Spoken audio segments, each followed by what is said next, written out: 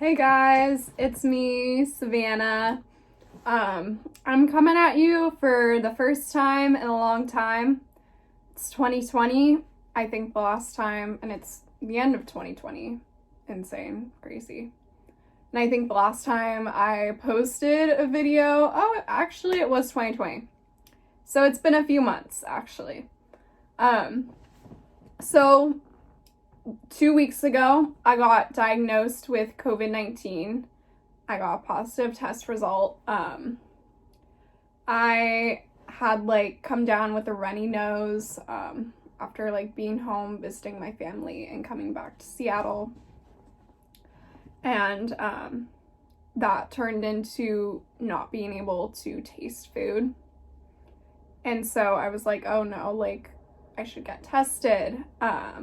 I was living with my two housemates who were here over the break, and they all had work and other obligations. One of my housemates, her coworker, had tested positive at the same time too. And so she had already gone in and gotten tested. And so I was like, I'm gonna take this precaution. I'm gonna go in. I went to the little Kaiser Permanente on Capitol Hill. They just did the little nasal swab. I was in and out in 10 minutes. It was a great deal. And then 2 days later, I got the positive test result. And so at that point, I had to wait 10 days until until the first day that my respiratory symptoms had gone away. Thankfully, I had a very mild case. I didn't ever have trouble breathing. And I was also very lucky in the fact that I was privileged enough to live in a house during this time. I was able to order food on Amazon, groceries. I had family that would call every day and friends and would just check in on me, ask me how my symptoms were. My housemates were also very supportive. But yeah, so that was just my experience. I had a really easy time compared to a lot of people right now who are more vulnerable to this disease. But I do just want to emphasize how seriously people should be taking this, because if I were to have chosen a week where I thought I could have gotten it because I was around more people, I would not have chosen the week that I got it. Granted, it was a travel week driving back from Spokane, but I really limited my interactions with people that week to grocery shopping. And I did go to the thrift store with my housemate, and so I definitely could have picked it up there. But the days leading up to that, I was just I would go on my run. I would spend a lot of time outside. And so it was just really shocking to me that COVID would find me in a week where I thought that I had been isolating myself very well. And so it just really goes to show how prevalent this virus is, and how it will find you when you're not expecting it. And that's really scary. And I just want everyone to make sure they're keeping safe, washing their hands, wearing their masks, and when the time comes, getting the vaccine. Because it's important that we're just looking out for one another and taking care of our most vulnerable, who don't have the resources to do well with this virus. Another thing, my mind is blanking. I was going to talk about something else. 3 hours later. Oh. Okay, I remembered what I was going to talk about.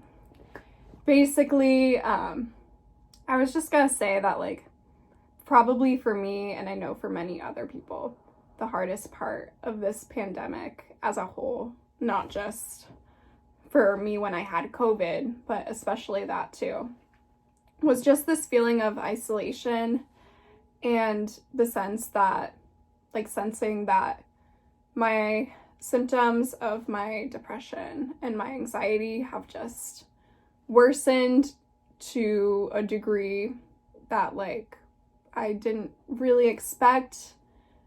And, like, it was kind of hard for me when I had COVID, especially because it's winter break right now, and so typically during the school year I would be in counseling with my counselor at school, but once a week, but because we're in winter break, I didn't have that resource.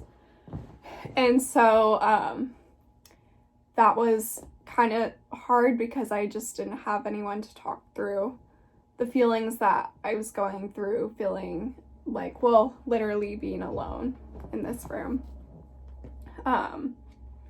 I remember my counselor telling me when I was just expressing a lot of anxiety about going home for Thanksgiving and bringing home my germs to my family,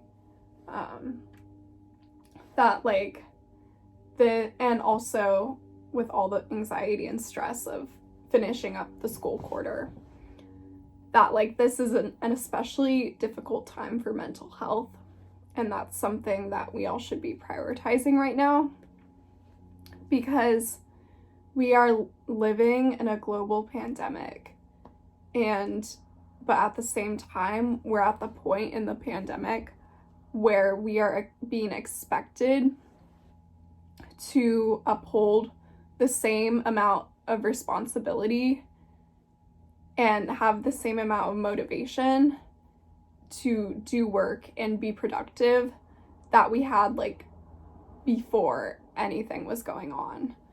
And so I just think it's important for us to, like, give ourselves grace, and that we are living in unprecedented times. And like, this is probably one of the worst times for mental health right now.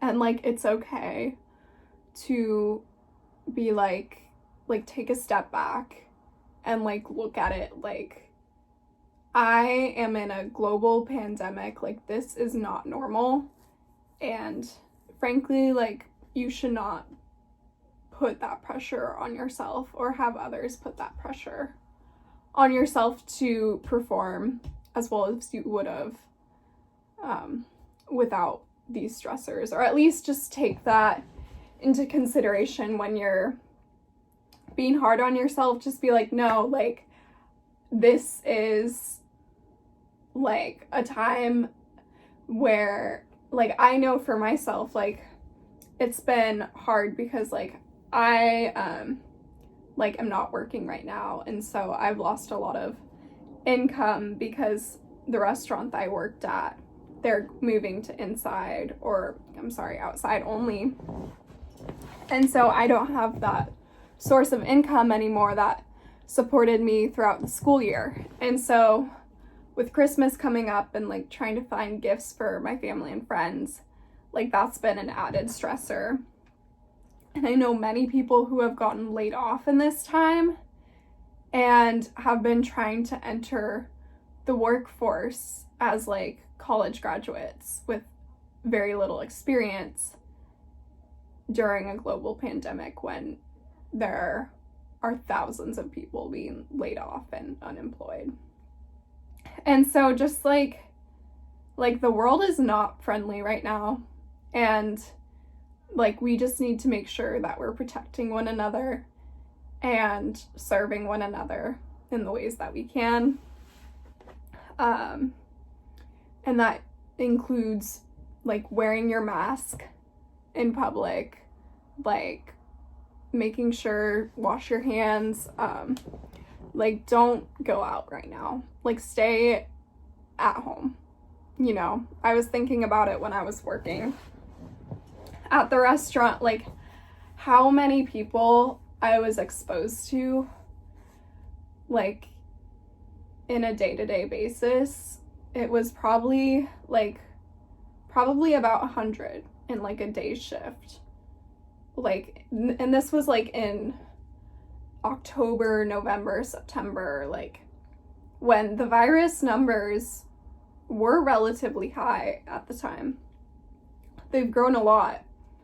And like that's just more reason why we need to buckle down and protect one another and prioritize health and safety. And mental health. Like, FaceTime your friends. Seriously. Like, send them a text. Check in on them. Like, because we aren't seeing each other right now, like, people's mental health is just, like, crumbling. And, yeah. So, I just want to talk about, like, my experiences with this pandemic and offer some encouragement to those who feel like this is probably the hardest times in their life, that like it will get better. We have a vaccine. We are vaccinating people and we will get through this. You will get a job again. You will be happy again. And you will get to see your family and friends again. But we just have to get through this, and yeah, just let me know. I'm sorry, you guys, like this is a hard time, but yeah, just hang in there. And if any of my friends or anyone is watching this and just needs like someone to talk to in this time, just feel free to reach out. I'm here. All right, bye guys.